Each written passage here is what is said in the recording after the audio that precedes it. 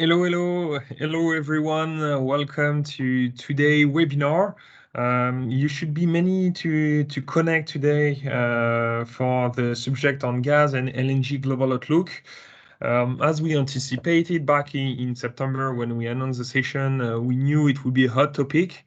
And of course, the latest news from everywhere on the planet are confirming that the gas and LNG are more and more under pressure. We'll cover this subject in the next hour. Okay, you learn everything that you need to know about gas, LNG, what is happening, what is the situation really globally. And of course, as always, you would be free to ask your question at the end. You can already start to ask your question. Depending, you can ask them in the Q&A session folder, or you can go also in the conversation and we get all the question at the end. If you're interested by the slide that we are going to use today, do not hesitate to shoot me an email at guillaumejean@tobefirstconsulting.com. That's where you receive the invitation from. And I share the slide also with you, no problem. I'd be happy to do it. So today, just to stay tuned and have, let's say, some follow-up on this session, the next webinar is already on. It will happen on December 8th, so right before the holiday, so we don't want to compromise that. And we'll cover subject of sustainability, and it's more and more coming to everybody's doorstep. And we'll cover the subject of carbon footprint. It's becoming quite technical and quite interesting to follow up. We try to give a definition of what we expect in terms of carbon footprint, not ourselves, but let's say the industry by itself, how you calculate your carbon footprint, and of course, what are the impact on your business. Because first, okay, it's coming, let's say, to the operator, but we see more and more going into the value chain to all the layers and all the actors of the energy industry. So, of course, you need to be prepared about this carbon footprint topic because, of course, it will come back to you. If you're interested also to see the replays of our previous webinar and the replay of today's session, you can go on our LinkedIn, you can go on our website or our YouTube channel.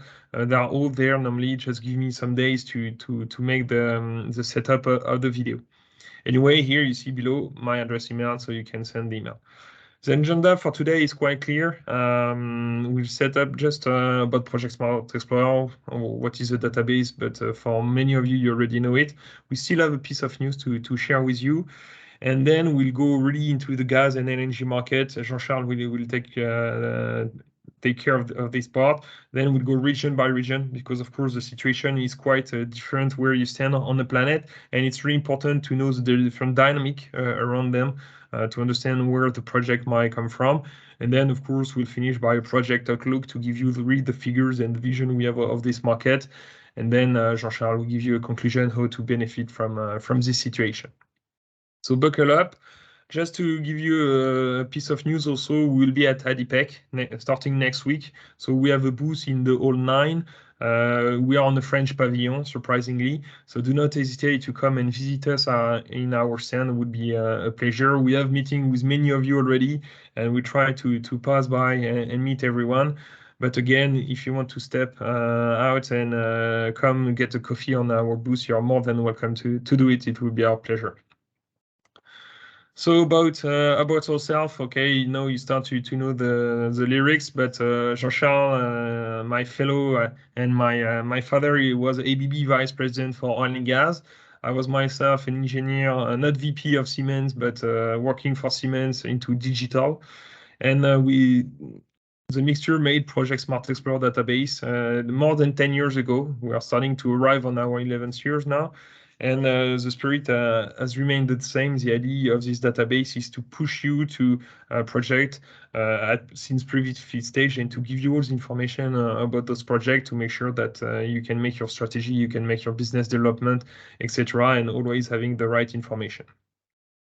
Just about the coverage, for many years we have said that it was 1,000 projects covering oil and gas, petrochem. 2 years ago, we added all those projects of energy transition.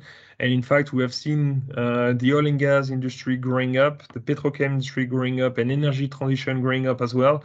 So today we are more around 1,500 projects. all those projects are still quite big business and interesting project. It's just that energy business is growing up in number of projects, in volume of investment. So 1,000 was a bit short to cover all the, let's say, the opportunities. So that's why we grow to 1,500. The quality is the same. The idea is just to make sure that we are not missing any bit of energy project. Also, part of the application, there are new growing new application every month, so we are just adding them to the portfolio. And then a big news that will come on Thursday, right before flying to EDIPEC. We have a new design coming up for Project Smart Explorer, and here we put you just the home page and the new home page of the website. You will see it's getting way more simpler, way more user friendly to use. Normally, the service will make the update on Thursday morning European time, so we won't be available for, let's say, 3 hours. But then we'll give you all the keys to use the tool. The functionality will remain the same, the logic remains the same, so you won't be lost. It's just that we are lighting a little bit the architecture of the website, and we have more functionalities coming up. So you see, I hope you have a good usage of it. Anyway, if you have any feedback from this new version, you're free to give them to us straight away at EDIPEC or send us an email. We'd be happy. On the coming weeks and months, we'll be doing also major updates to, let's say, align the new tool. So no worry, it's a moving creature, but we are trying our best to serve you better, to get you more comfortable. So we are carrying on with our website. Enough with the news. I leave the floor to Jean-Charles. Again, if you have any question, feel free to ask them in the conversation of this session, and we'll take them right at the end. So Jean-Charles, floor is yours. Thank you, Jean, for this introduction, and thank you everybody online to join us with such a loyalty and passion for every webinar coming up. And every webinar is a surprise to see so many of you attending it. But that's, of course, the best encouragement for us to continue in this way and share our expertise and knowledge with you. As said, Jean, today we'll deal over natural gas and LNG because it's a key topic at this moment. You can't open any news, TV or whatever without hearing about it. And looking at the presentation, you will understand the reason behind it. So on this presentation, on this agenda, let's take the first of a look, let's say, view a little bit from the moon, and with this first bar graph. In light blue, it represents a forecast which was made by the International Energy Agency in 2018, year per year, and you could see this increase more or less of nearly 5%, a few percent per year. And in dark blue, you have the actual curve resulting from the COVID and the new forecast coming from 2023 and following. And in fact, when you compare both curve from the one before COVID and after COVID, in fact, you see, of course, a drop in the consumption in 2020. No surprise about it. But what is interesting is that in 2 years, in 2022, the consumption is taking the same path, increasing with the same speed as it was before the COVID. So the COVID has created a 1 or 2 years delay on the forecast. It was anticipated in 2018. But more or less, the actual numbers are giving credit that anyway, the demand is continuing to increase for quantities of reason, because the consumption for gas is increasing, and the gas can also be used in addition of the usual application for the energy transition. The second picture is maybe less obvious, but it's With few explanation, you will get it, and you will see how much it is interesting. It represents per each country, for each country, in the dark blue, the production of natural gas, in gray, the consumption of this natural gas, and in between, you have the difference between the production and the consumption, which gives a share for export country by country. On the left, you have USA, by far leading the market. I'm talking about 2020 here, okay, as a reference. Second country is Russia, and you can see in Russia that the production is huge, consumption is much less, about 30% less, which of course enables Russia in 2020, at least until the war, to export about 30% of its production, while USA was exporting 5% only. Iran come on the third position, but exporting nothing because of two reasons. Number one is consuming everything is produced, and of course, it has sanctions preventing it to export. China is exactly the opposite, but China comes anyway in fourth position, but with consumption nearly double of what is this production. Therefore, China export is close to zero. Then finally, you see Qatar, which is interesting in this bar graph, because Qatar is mentioned as a dominant country in the gas market or LNG market, but you can see that Qatar is in fact coming only in the fifth position in terms of production in 2020, and with a little consumption, meaning that 80% or 85% of the production in Qatar is exported.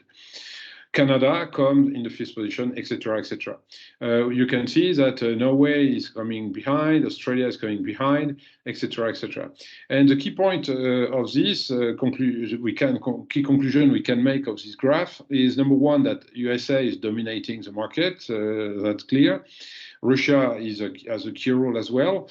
But if you remove Russia export from this graph, you understand there is a big issue. And that's why you understand the problem to replace Russia for the gas supply, because there is nearly no countries which has a capacity of the volume to export enough to replace Russia from one day to another. And that's where all the issue is about at this moment. The only country which may contribute might be USA, but even USA, you can see, has not so big margins between his own production, his own consumption. So that means that all the countries lagging behind will have to contribute, maybe for a few percent, but even a few percent will be valuable because this is the aggregation of these few percent from different countries like Norway, like Algeria, like Malaysia, like Indonesia, and so on, which can help to compensate the lack of Russian source. If we put some figures on the market, then we shall understand better the situation. The first point to understand in this market is that gas and LNG are far different markets from oil. Oil is a quite easygoing market for two reasons. It's a global market, number one, which is not the case for gas. And oil can be transported as it is. I mean, oil is liquid, you put it in a tanker, and you can transport it and deliver it quite easily. Gas is much more complicated, and again, there is no natural gas market globally, but the global market is made of aggregation of local market in North America or even USA, Europe, Asia, and in Asia, different market as well. China, Japan, Korea are different. Australia is different, etc., etc. So each market are really very local, which makes the market much more complex to understand and to analyze. And between those local markets, LNG has a trade link between those gas markets, this local gas market. But overall, if we look at the total gas consumption, it ranges around 4,200 billion cubic meter per year, so it's really huge, which represents the equivalent of 2.9, nearly 3 billion tons per year of LNG, assuming, of course, that all this gas should be transported in LNG, which is not the case.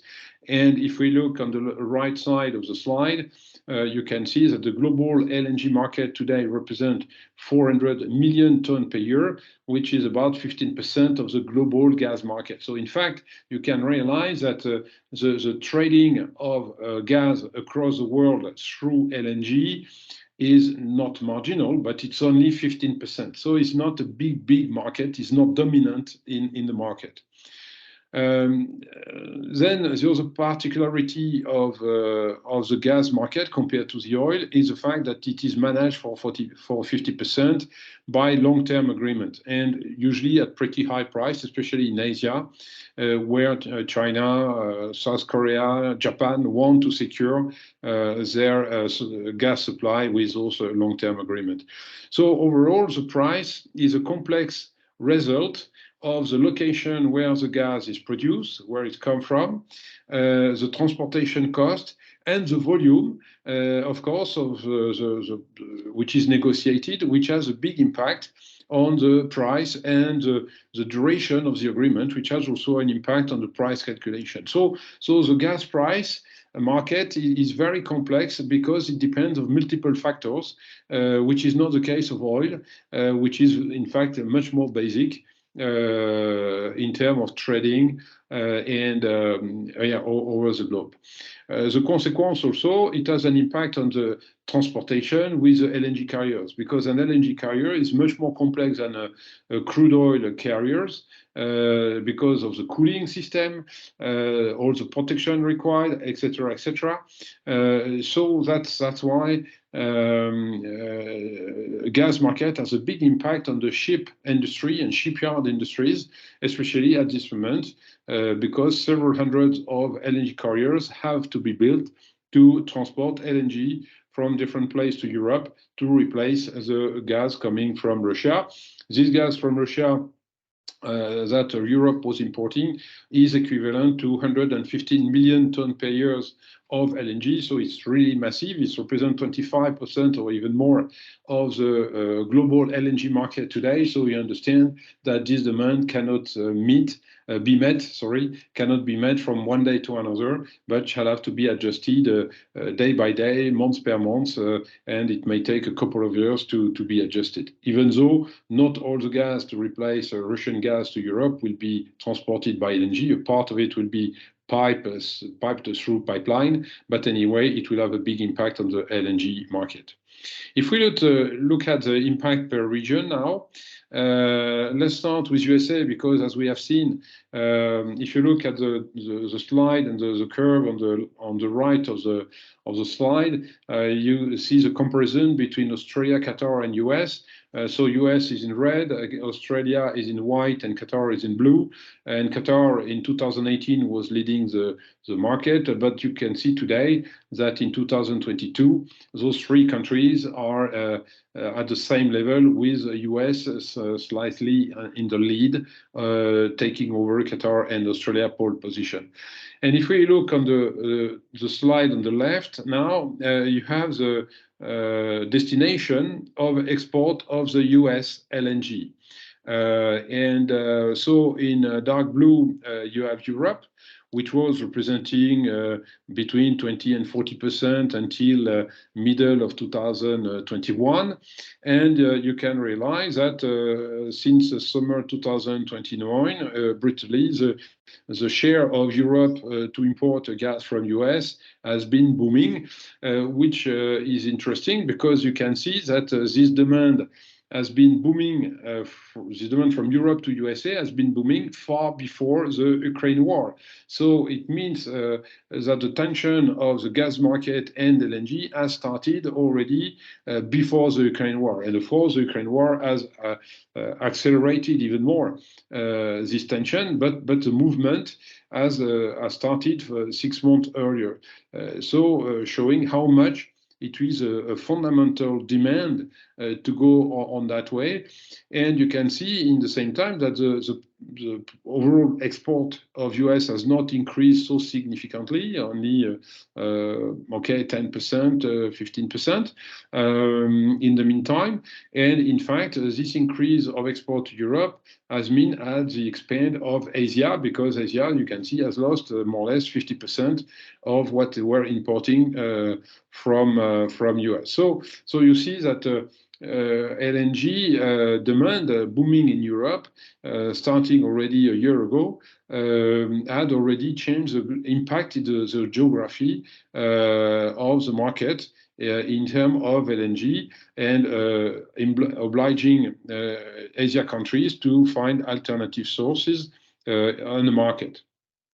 And so where those sources could be. There were a lot of discussion about countries taking advantage of the sanction on Russia to buy gas and oil at very cheap condition from Russia. What we can see is that you have here in this bar graph the variation between February, March 2022 and September, okay, since the Ukraine war started to today. And you can see how country by country, those countries have increased or decreased their import in volume from Russia. The one who has increased the most, as you can see, is India, but mostly in crude oil. But you see that in gas, the volume of gas has not increased that much. Same for China. You can see that China for crude oil, but even more for gas, has not changed so drastically. Then, okay, we see Turkey, which has always played a strange game. Malaysia, okay, surprisingly, has a country which has imported the biggest part, or increased the most its import from Russia. And afterwards, all other countries have decreased their import from gas or LNG coming from Russia. And in the foot of the page, you have the aggregation for all Europe and the global world, but you can see for all Europe, and you can, if you compare the loss of import from Europe from Russia, you understand that in no way this shortfall of import in Europe is compensated by Asia. In fact, there is no compensation at all for Russia, which, okay, today is compensated in terms of revenues per Russia because of the price of the gas, which is going to the roof. But in the long term, it will be a big issue because Russia may end up with his own gas standing still in his reservoir and being exported, not nowhere, of course. Russia will always find export market, but far from being at the same magnitude as it used to be with Europe, which caused a big issue in terms of revenues in a couple of years for Russia after those sanctions. Another region that we recommend you to look at carefully is East Mediterranean Sea. This area between Turkey, Cyprus, Syria, Lebanon, Israel, and Egypt especially, up to Libya even, we can say, where a lot of gas field has been discovered, but because of the war and political tension in the region, this gas was not reachable. But what is interesting, since the Ukraine war, a lot of agreements are signed to cool down the territorial water conflict between countries, and to agree on the way to develop those new fields and share the fruits of the revenues, very rewarding revenues for those countries. And the last one, which happened this week, is very symbolic because it was an agreement between Lebanon and Israel. You know that this conflict is 50 years old or 70 years old nearly, and this week, they agreed on what should be the territorial water border, and how to share the money revenues coming from the discoveries to be made on those waters. So this area will and Cyprus area will also go on fast track. Same offshore Egypt, which is already the case, and many of you might be working on it already. So it's a very interesting area with pipeline to be built from East Mediterranean Sea to Greece and Italy to feed Europe. Now, regarding the stock of the gas in Europe, you know that it's a big debate in TV about that. And here you have, in fact, the level of stock country per country in Europe compared to their full capacity. And in fact, what you can see, you have Europe in the middle, which is the average. Or the consolidation of the stock country by country, and you can see that today we are at 90% full, and the good expectation is to be 100% full before Christmas. So in fact, there is no risk of shortage of gas in Europe in the coming weeks or months. Europe has imported 35 million tons of LNG more than last year to compensate the lack of Russian gas, and Europe is also paying attention to reduce its own consumption by 10%. The drawback of this huge effort to fill in a strategic stock of gas in Europe is the price. And you can see on the right side of the slide the difference of the price evolution between USA in blue and Europe in red. So it's another example to show you how much the price market for gas is a local pricing model. It has nothing global. And you can see that the price in Europe is about 8 times higher than in USA today. But you can also observe that this price is declining now, precisely because the stocks are nearly full. So the tension should decrease on the price, on the gas price, on the market in the next 6 months at least, in preparing next summer and the next campaign for winter 2003 and 2004. But as we see today, in respect to the measure taken by Europe, the winter, summer, of course, 2023 should be covered. Winter 2023, 2026 should be covered as well, because we will start actual winter with a full stock, which is great. And in the meantime, new terminal will be developed. So today, those terminals to import LNG are mainly based on floating regasification units, FSRU. But in 2024, we shall see those FSRU being replaced by large onshore import LNG terminals in Germany and all over Europe. And on the right side of the slide, you have country by country in Europe, the actual numbers of LNG terminals, and in the light blue, the one in project. So 3 in Italy, 1 in France, 1 in Turkey, 4 in Greece, 3 in Germany, etc., etc. Okay, so that is what has been decided today, but there are more in the pipeline, and you will find more details on those projects in Project Smart Explorer.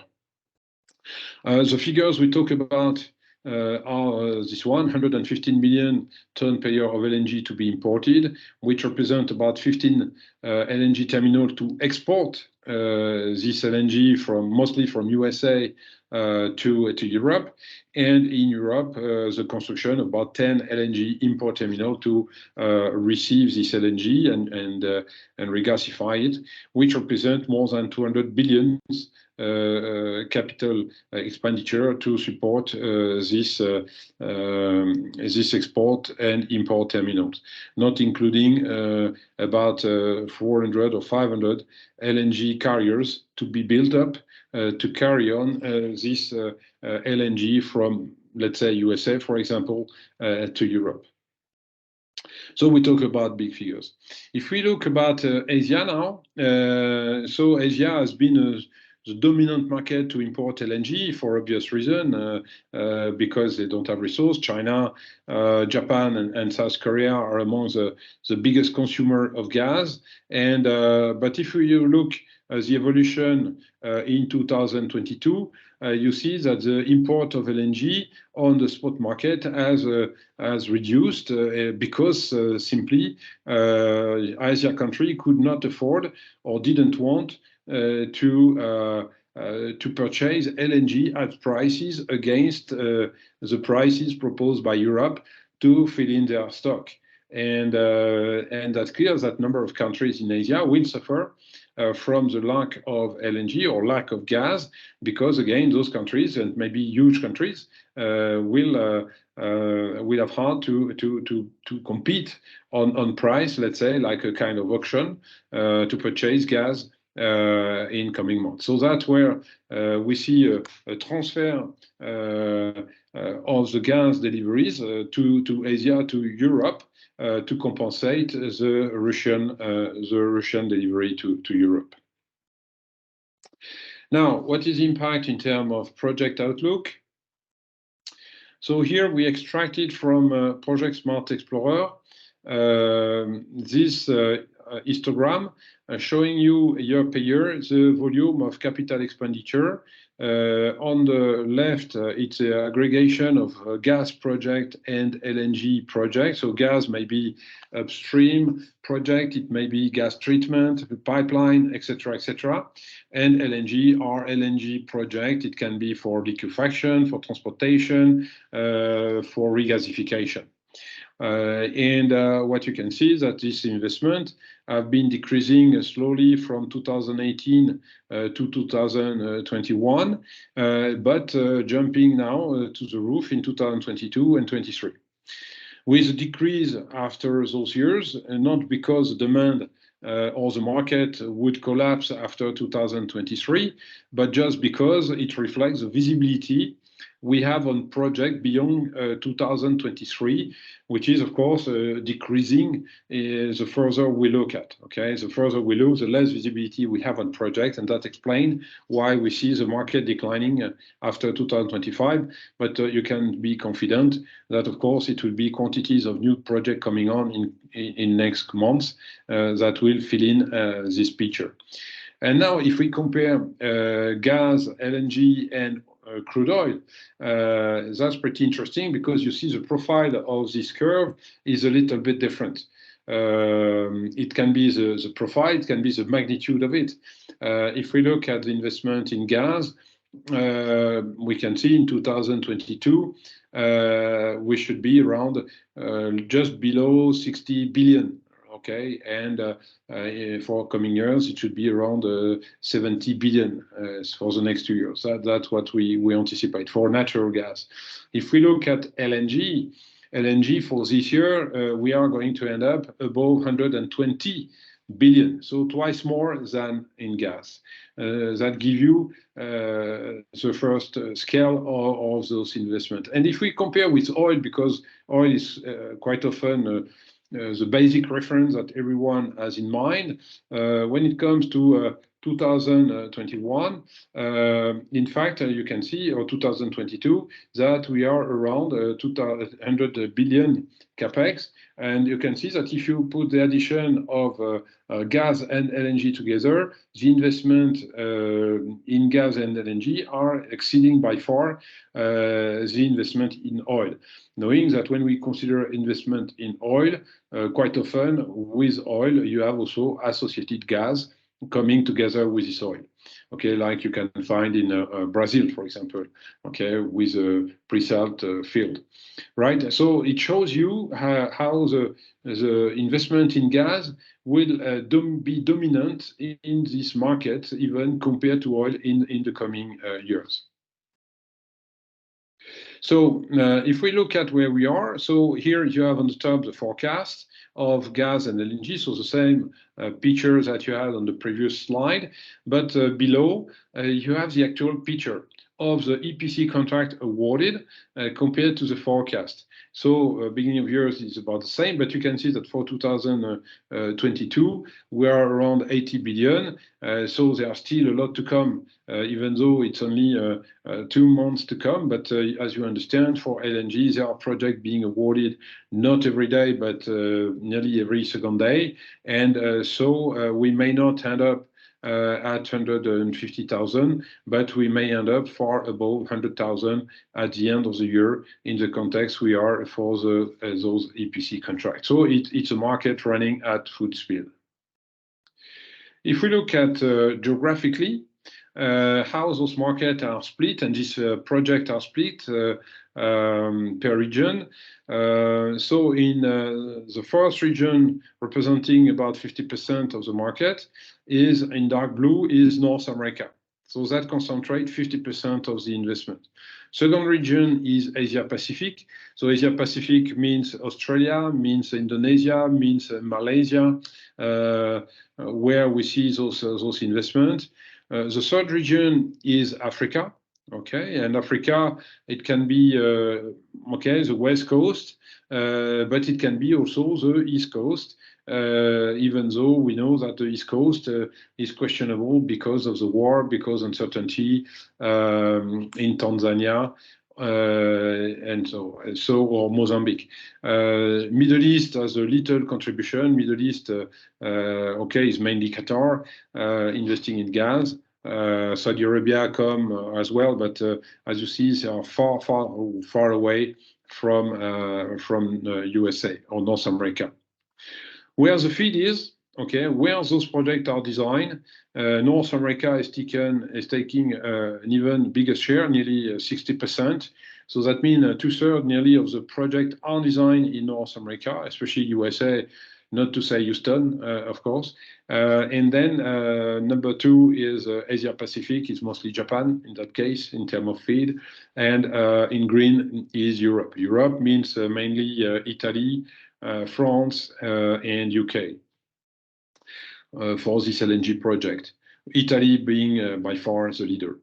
And when we look at the EPC contract, surprisingly, that we see large quantities of projects are being executed, not only designed, but executed as well in North America.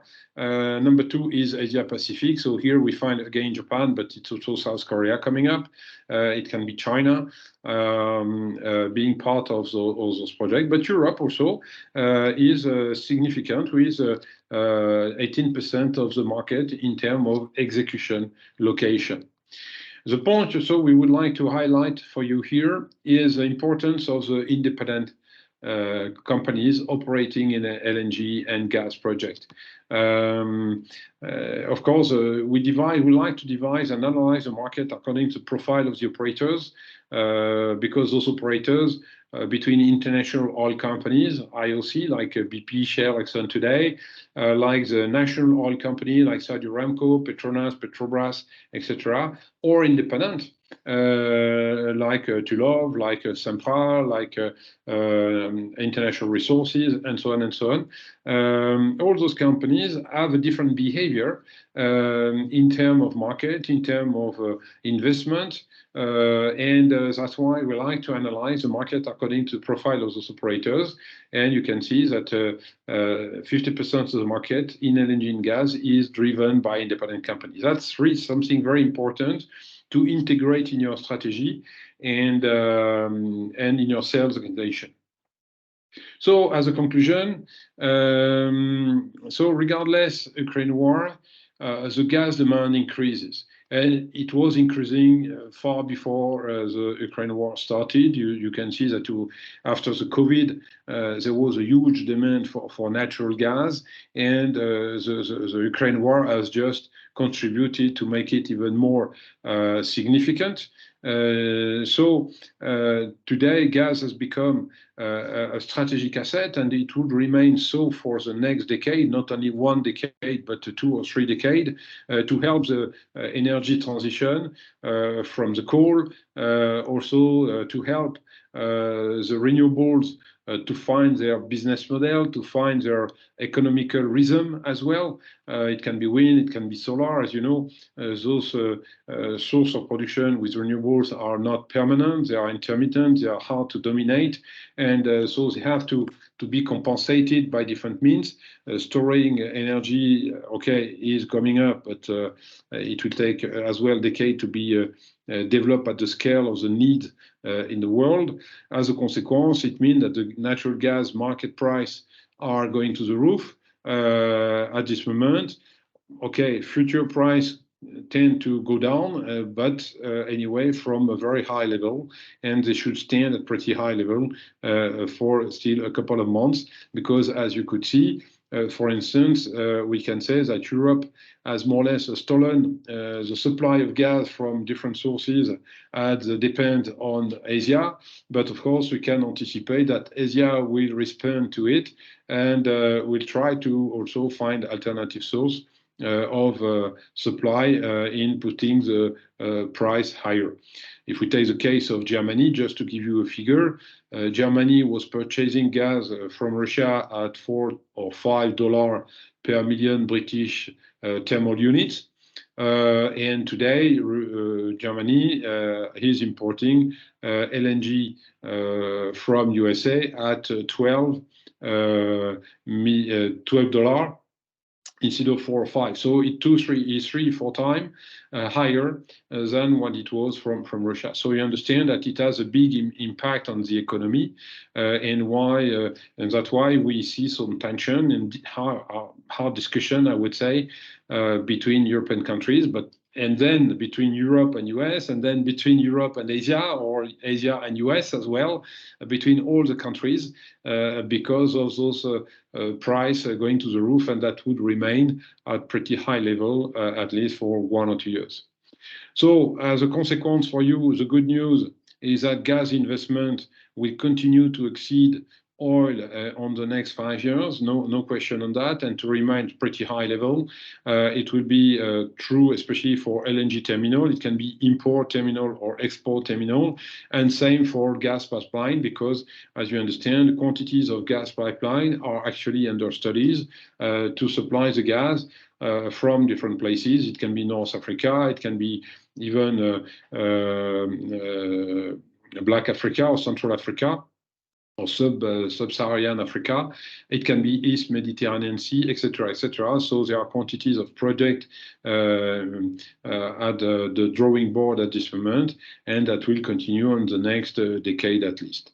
And the last conclusion I would like to share with you is, as you understand, that USA is going to lead the market, and that's also one of the reasons why they are also so much motivated to support Ukraine, because somehow at the end of the day, right or wrong, they will benefit from the fruit of the result of this war. They already do it. They put a lot of money on the table, that's for sure, to support this war effort. But on the same time, they are going to get the money back through the gas supply, because they are the only one mostly able to respond to this demand. So that was my time.